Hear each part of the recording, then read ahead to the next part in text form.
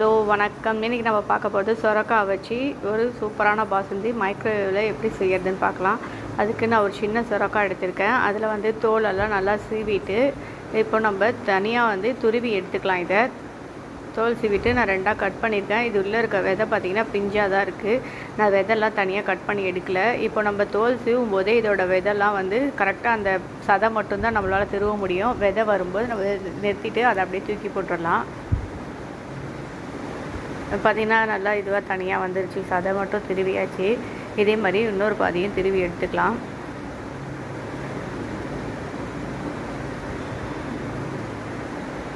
பாருங்கள், இந்த மாதிரி இருந்ததும் நம்ம இதை போட்டுடலாம். போட்டுட்டு நம்ம திருவி வச்சுருக்கதை நல்லா புழிஞ்சிட்டு, ஏன்னா இது நிறைய தண்ணி விடும், அதனால் தண்ணி எல்லாம் பிழிஞ்சு எடுத்துட்டு நம்ம வெறும் இது மட்டும் திருவின இது மட்டும் எடுத்துக்கலாம்.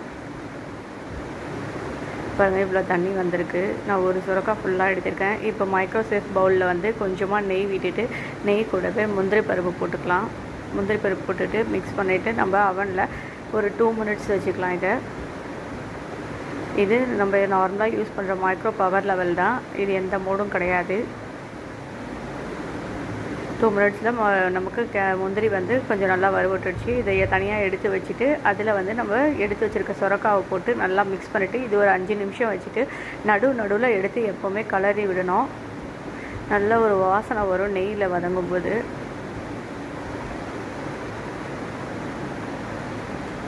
பாருங்க, நல்லா சுருண்டு வந்துருச்சு. இப்போ நம்ம இதை தனியாக எடுத்து வச்சிடலாம். இது நல்லா காயும் வெந்துடுச்சு. இப்போ தனியாக எடுத்து வச்சுட்டு அது கூட இப்போ நான் 1/2 லிட்டர் போல் பால் எடுத்திருக்கேன். அந்த 1/2 லிட்டர் பாலை ஊற்றிட்டேன். அதுலேயே கொஞ்சமாக குங்குமப்பூவும் போட்டு காய்ச்சிடலாம். இதுவும் ஒரு 5 நிமிஷம் வைக்கணும். நடுவில் எடுத்து நம்ம கலந்து விடணும். பாலும் சரி காயுமே, அப்போ தான் நல்லா வெந்து வரும். பால் பாருங்கள், நம்ம போட்ட குங்குமப்பூ நல்லா கலரும் வந்துடுச்சு.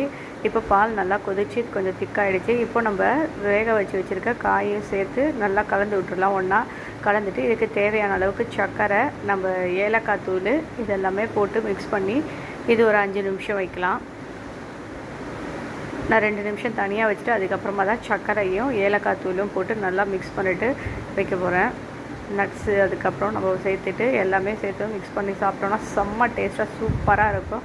ஈஸியான ரெசிபி, கண்டிப்பாக செஞ்சு பாருங்கள். செஞ்சு பார்த்துட்டு எப்படி இருக்குதுன்னு கமெண்ட் பண்ணுங்கள். அதுக்கு முன்னாடி சேனலை சப்ஸ்கிரைப் பண்ணுங்கள், லைக் பண்ணுங்கள், ஷேர் பண்ணுங்கள். தேங்க்யூ.